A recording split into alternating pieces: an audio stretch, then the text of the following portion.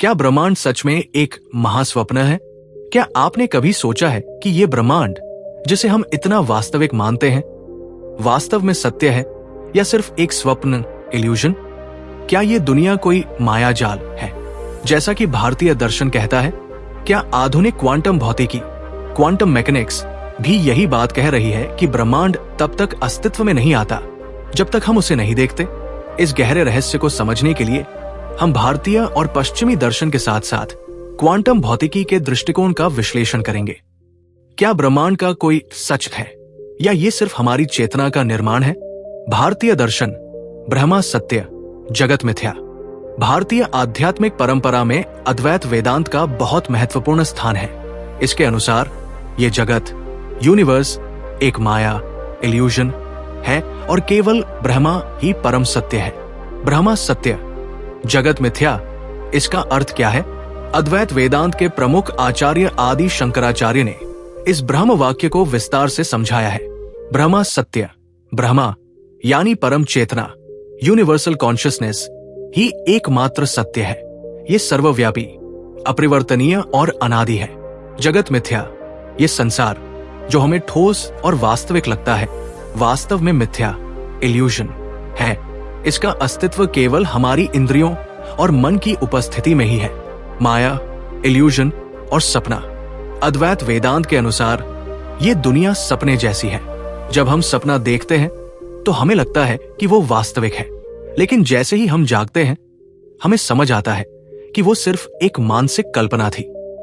इसी तरह जब तक हम आध्यात्मिक अज्ञान, स्पिरिचुअल इग्नोरेंस में हैं, तब तक ये संसार हमें वास्तविक लगता है। लेकिन जब कोई ज्ञान, सेल्फ रियलाइजेशन को प्राप्त कर लेता है तो उसे समझ आता है कि ये सारा अस्तित्व मात्र एक माया, इल्यूजन है और केवल ब्रह्मा ही शाश्वत सत्य है। स्वर्ण और आभूषण का दृष्टांत।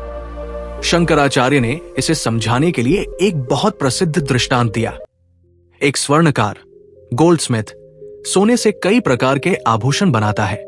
कंगन, हार, अंगूठी आदि। इन आभूषणों के रूप भले ही अलग अलग हो, लेकिन उनकी सत्यता, एसेंस सिर्फ सोना है। जब हम केवल आभूषण को देखते हैं तो हमें अलग अलग रूप दिखाई देते हैं, लेकिन जब हम गहराई से समझते हैं तो पाते हैं कि ये सब केवल सोना ही है। इसी प्रकार ये पूरी दुनिया अलग अलग नाम और रूप, नेम्स, फॉर्म्स में दिखती है, लेकिन इन सब का वास्तविक आधार सिर्फ ब्रह्मा ही है। सांप और रस्सी का दृष्टांत। एक अन्य उदाहरण में अंधेरे में हमें एक रस्सी दिखती है, लेकिन हमें लगता है कि वो सांप है। हम डर जाते हैं, घबरा जाते हैं, लेकिन जैसे ही रोशनी पड़ती है हमें समझ आता है कि ये तो सिर्फ रस्सी थी। इसी प्रकार जब तक हम अज्ञानता, इग्नोरेंस में होते हैं तब तक हम संसार को वास्तविक मानते हैं, लेकिन जब ज्ञान प्राप्त होता है तो हमें पता चलता है कि ये सब एक माया मात्र है। आत्मा और ब्रह्मा, अहम ब्रह्मास्मि। अद्वैत वेदांत का एक और महत्वपूर्ण सिद्धांत ये कहता है कि अहम ब्रह्मास्मि, मैं ही ब्रह्मा हूं। इसका अर्थ है कि हमारी आत्मा, इंडिविजुअल सेल्फ, और ब्रह्मा, यूनिवर्सल सेल्फ में कोई अंतर नहीं है। जब कोई व्यक्ति इस सत्य को जान लेता है तो वो मुक्ति, लिबरेशन बटा मोक्षा को प्राप्त करता है और जन्म मरण के बंधन से मुक्त हो जाता है। निष्कर्ष, क्या ये जगत वास्तव में एक सपना है? शंकराचार्य के अनुसार जब तक हम अज्ञानता में हैं तब तक ये दुनिया हमें सच लगती है, लेकिन जब हम ज्ञान प्राप्त कर लेते हैं तो हमें समझ आता है कि ये केवल एक माया है। ब्रह्मा ही शाश्वत, एटर्नल और सत्य, रियल है, जबकि जगत केवल एक अस्थायी छाया है। ध्यान देने योग्य बिंदु। 1. ब्रह्मा शाश्वत, असीम, सर्वव्यापक चेतना है। 2. जगत एक अस्थायी प्रतिबिंब है जो हमारी चेतना से उत्पन्न होता है। 3. माया हमें इस जगत को सत्य मानने पर मजबूर करती है। 4. ज्ञान, सेल्फ रियलाइजेशन। जब कोई आत्मा इस भ्रम से जाग जाती है तो वो मोक्ष, लिबरेशन प्राप्त कर लेती है। तो क्या हम सब भी एक सपने में जी रहे हैं? अद्वैत वेदांत के अनुसार हाँ, और जब हम ज्ञान प्राप्त करेंगे तब हम इस महास्वप्न से जाग जाएंगे। पश्चिमी दर्शन, प्लेटो की गुफा, Plato's allegory of the cave. पश्चिमी दर्शन में प्राचीन यूनानी दार्शनिक प्लेटो ने वास्तविकता, रियलिटी और अज्ञानता, इग्नोरेंस के बीच के संबंध को समझाने के लिए एक बहुत ही प्रसिद्ध दृष्टांत दिया, जिसे गुफा का दृष्टांत, एलेगरी ऑफ द केव कहा जाता है। यह दृष्टांत उन लोगों के लिए एक रूपक, मेटाफोर है जो वास्तविकता को केवल अपनी सीमित समझ के आधार पर परिभाषित करते हैं और सत्य को जानने के लिए आगे नहीं बढ़ते। प्लेटो की गुफा का दृष्टांत, इसकी कहानी क्या है? कल्पना कीजिए कि कुछ लोग जन्म से ही एक अंधेरी गुफा, केव में बंद हैं। वे दीवार की ओर मुंह करके बैठे हुए हैं और उनकी हथकड़ियां लगी हुई है जिससे वे घूम नहीं सकते। उनके पीछे एक आग जल रही होती है और उसके और उनके बीच कुछ लोग विभिन्न वस्तुएं लेकर चलते हैं। उन वस्तुओं की छायाएं, शैडोज गुफा की दीवार पर पड़ती है और कैदी केवल उन्हीं छायाओं को देख सकते हैं। चूंकि इन कैदियों ने कभी कुछ और नहीं देखा, इसलिए वे सोचते हैं कि छायाएं ही असली वास्तविकता है। वे उन छायाओं को ही पहचानते हैं, उनके बीच के अंतर को समझते हैं और मानते हैं कि ये दुनिया बस यही है। अब सोचिए, अगर इनमें से कोई एक कैदी मुक्त हो जाए और गुफा के बाहर की दुनिया देखे तो? जब कोई कैदी बाहर आता है, सत्य की खोज। एक दिन उन कैदियों में से एक को किसी तरह मुक्ति मिल जाती है। पहले वो बहुत परेशान होता है क्योंकि उसकी आंखें तेज रोशनी के कारण चौंधिया जाती है। धीरे धीरे वो समझने लगता है कि गुफा की दीवार पर दिखने वाली छायाएं सिर्फ प्रतिबिंब, रिफ्लेक्शंस थी। जब वो गुफा से पूरी तरह बाहर आता है तो उसे असली दुनिया दिखाई देती है। पेड़, नदियां, आकाश और सूर्य। अब उसे समझ आता है कि सच्ची वास्तविकता, ट्रू रियलिटी तो ये है, और जो कुछ वह अब तक देखता आया था वो सिर्फ एक भ्रम, इल्यूजन था। जब वो वापस गुफा में लौटता है, अज्ञान और विरोध, वो व्यक्ति जो बाहर की दुनिया देख चुका है, अब गुफा में लौटकर अपने पुराने साथियों को सत्य बताने की कोशिश करता है। लेकिन बाकी कैदी उसकी बातों पर विश्वास नहीं करते। वे उसे पागल समझते हैं और उसका मजाक उड़ाते हैं। कुछ इतने गुस्सा हो जाते हैं कि वे उसे मारने तक के लिए तैयार हो जाते हैं, क्योंकि वे अपने भ्रम को छोड़ने के लिए तैयार नहीं होते। इस दृष्टांत का गहरा अर्थ क्या है? एक, अज्ञानता, इग्नोरेंस और भ्रम, इल्यूजन में जीने वाले लोग। प्लेटो के अनुसार अधिकांश लोग गुफा में बंद कैदियों की तरह हैं। वे केवल वही देखते हैं जो उन्हें मीडिया, समाज, धर्म या परंपराओं से बताया जाता है। वे अपनी सीमित समझ को ही पूर्ण सत्य मान लेते हैं। 2, ज्ञान की प्राप्ति एक कठिन प्रक्रिया है। जब कोई व्यक्ति सत्य की खोज करता है तो उसे शुरुआत में बहुत संघर्ष करना पड़ता है। ये ठीक वैसे ही है जैसे किसी को पहली बार उजाले में जाने पर आंखें चौंधिया जाती है। सच्चे ज्ञान, ट्रू नॉलेज को समझने में समय लगता है, लेकिन एक बार जब व्यक्ति ज्ञान प्राप्त कर लेता है तो उसे दुनिया का असली रूप दिखने लगता है। 3, सच्चे ज्ञान को समाज द्वारा अस्वीकार किया जाता है। जब कोई व्यक्ति असली सत्य जान लेता है और समाज में लौटकर लोगों को समझाने की कोशिश करता है तो वे उसकी बातों पर विश्वास नहीं करते। गैलीलियो को जब यह कहने के लिए दंडित किया गया कि पृथ्वी सूर्य के चारों ओर घूमती है, तो यह भी गुफा के दृष्टांत जैसा ही था। समाज अक्सर उन लोगों का विरोध करता है जो उनके स्थापित विश्वासों, एस्टैब्लिश्ड बिलीफ्स को चुनौती देते हैं। क्या यह दृष्टांत आज भी प्रासंगिक है? बिल्कुल। प्लेटो की यह कहानी सिर्फ दर्शन, फिलॉसफी ही नहीं, बल्कि हमारी आधुनिक दुनिया के लिए भी बहुत गहरी सीख देती है। 1, मीडिया और सोशल मीडिया। क्या हम छायाएं देख रहे हैं? आजकल लोग अपनी वास्तविकता को मीडिया, सोशल मीडिया और सरकारी प्रचारों के आधार पर तय करते हैं। हम वही मानते हैं जो हमें दिखाया जाता है, लेकिन क्या हमने कभी वास्तविकता की खोज की है? 2, आधुनिक शिक्षा। क्या ये हमें गुफा से बाहर निकाल रही है? क्या हमारी शिक्षा प्रणाली वास्तव में हमें सत्य सिखा रही है या सिर्फ एक सीमित दृष्टिकोण प्रदान कर रही है? क्या हम खुले दिमाग से चीजों को देखने के लिए तैयार हैं, या हम भी गुफा के कैदियों की तरह अपने भ्रम को ही वास्तविकता मान रहे हैं? 3, धर्म और समाज परंपराओं के बंधन। कई बार लोग धार्मिक, सांस्कृतिक और सामाजिक मान्यताओं को बिना सोचे समझे मानते रहते हैं। वे सवाल नहीं पूछते, वे सत्य की खोज नहीं करते, और जब कोई करता है तो उसे विद्रोही या पागल कहा जाता है। निष्कर्ष, क्या हम भी गुफा के कैदी हैं? प्लेटो की ये कहानी हमें आत्मनिरीक्षण, सेल्फ रिफ्लेक्शन करने को कहती है। क्या हम भी सिर्फ छायाएं देख रहे हैं? क्या हम भी गुफा में बंद कैदियों की तरह हैं? क्या हम सत्य को देखने के लिए तैयार हैं? भले ही वो हमारे विश्वासों को चुनौती दे। सत्य तक पहुंचने का मार्ग कठिन है, लेकिन जो इसे पा लेता है वो अंधकार से प्रकाश की ओर बढ़ जाता है। अब सवाल यह है, क्या आप भी इस गुफा से बाहर आना चाहते हैं? बौद्ध दर्शन शून्यता, एम्प्टीनेस और मायावाद। बौद्ध दर्शन में शून्यता और मायावाद एक महत्वपूर्ण अवधारणा है जो ये समझाने की कोशिश करती है कि वास्तविकता, रियलिटी क्या है और हमारा अस्तित्व, एग्जिस्टेंस किस प्रकार कार्य करता है। ये विचार भारतीय अद्वैत वेदांत के माया सिद्धांत और प्लेटो की गुफा की तरह ही इस प्रश्न का उत्तर देने की कोशिश करता है कि क्या ये संसार वास्तव में सत्य है या ये मात्र एक भ्रम, इल्यूजन है। बौद्ध धर्म के अनुसार ये जगत स्थायी, परमानेंट नहीं है और इसकी कोई स्वतंत्र सत्ता, इंडिपेंडेंट एग्जिस्टेंस नहीं है। शून्यता, एम्प्टीनेस का अर्थ क्या है? बौद्ध धर्म के महान दार्शनिक नागार्जुन ने माध्यमिक परंपरा, मध्यम का स्कूल के अंतर्गत शून्यता के सिद्धांत को बहुत स्पष्ट रूप से समझाया।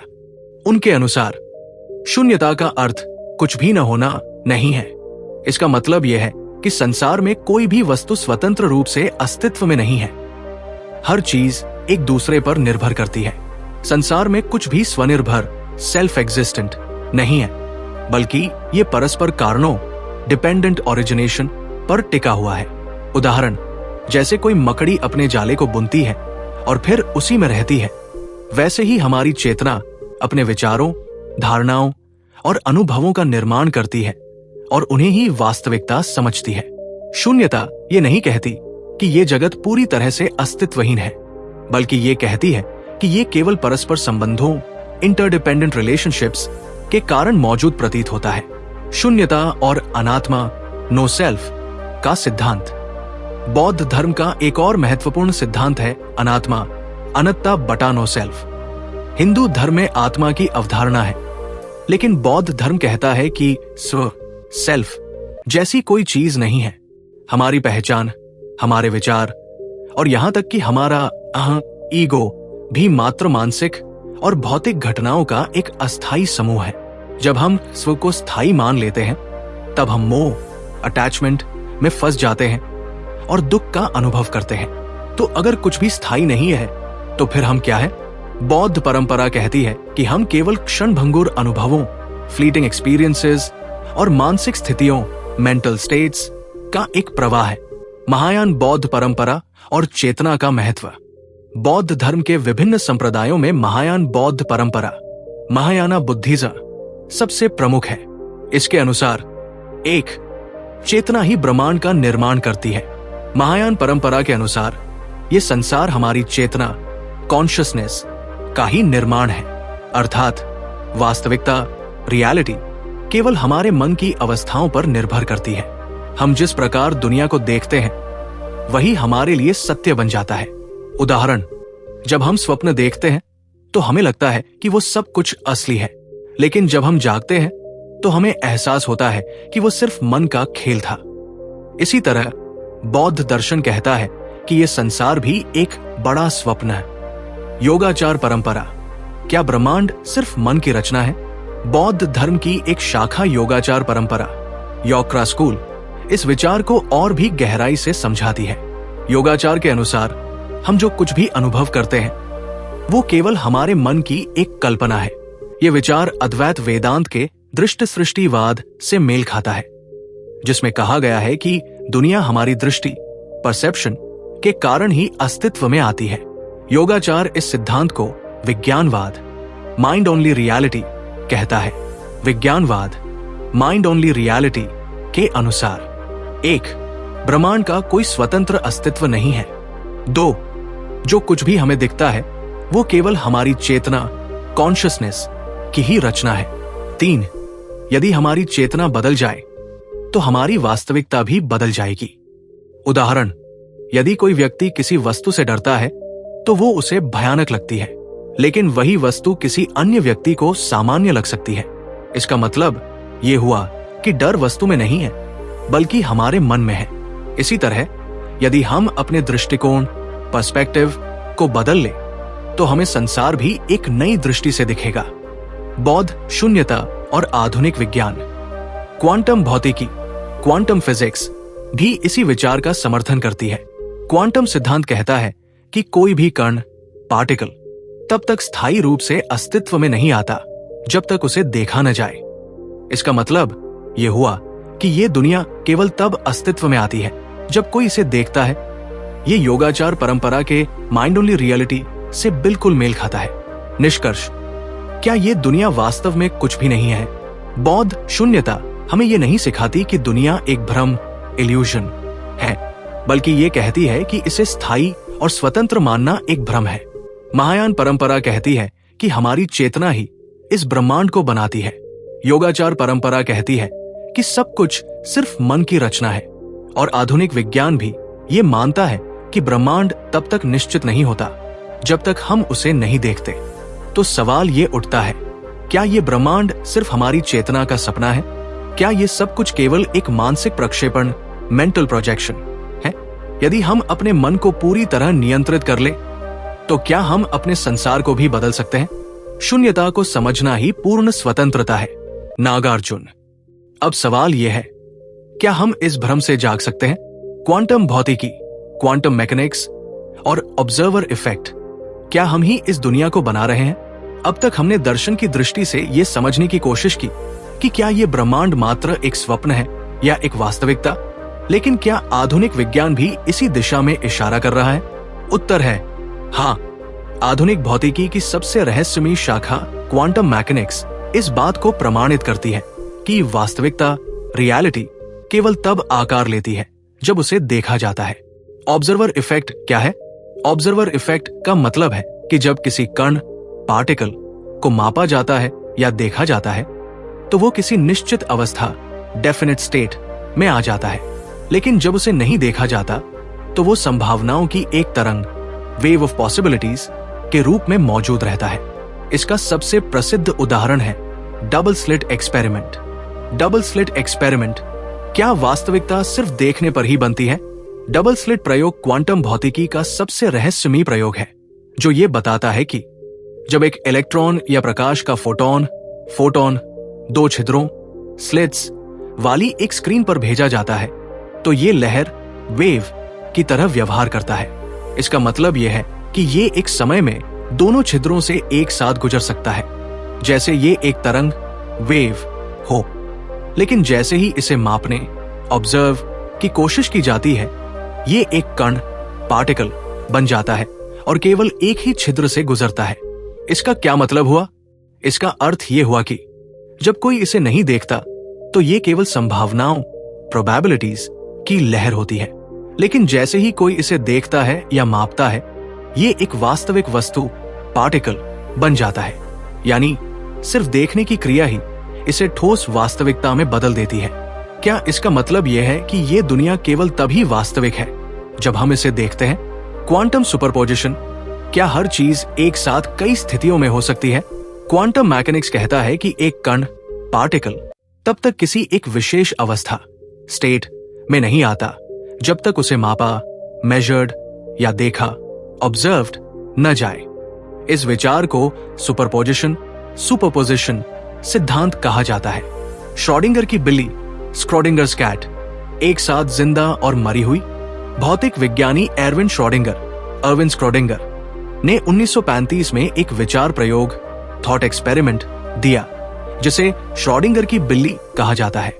कल्पना करें कि एक बिल्ली को एक बॉक्स में बंद कर दिया गया है और उस बॉक्स में एक जहरीली गैस छोड़ने वाली मशीन है। यह गैस तब छोड़ी जाएगी या नहीं, ये एक क्वांटम कण के सुपरपोजिशन पर निर्भर करता है। यानी जब तक हम बॉक्स खोलकर नहीं देखते, तब तक बिल्ली एक साथ जिंदा और मरी हुई होती है। वो दोनों स्थितियों में एक साथ मौजूद होती है, लेकिन जैसे ही हम बॉक्स खोलते हैं और देखते हैं, हमारी नजर उसे केवल एक स्थिति, अलाइव और डेड में ला देती है। इसका मतलब क्या हुआ? हम ही अपनी दृष्टि से वास्तविकता को चुनते हैं। जब तक कोई देख नहीं रहा होता, तब तक सब कुछ सिर्फ संभावनाओं की लहर में मौजूद होता है। यानी संसार का अस्तित्व मात्र हमारी चेतना पर निर्भर करता है। क्वांटम यथार्थ और भारतीय दर्शन क्या ये एक जैसे हैं? अगर हम अद्वैत वेदांत और बौद्ध दर्शन से तुलना करें तो ये बिल्कुल मेल खाता है।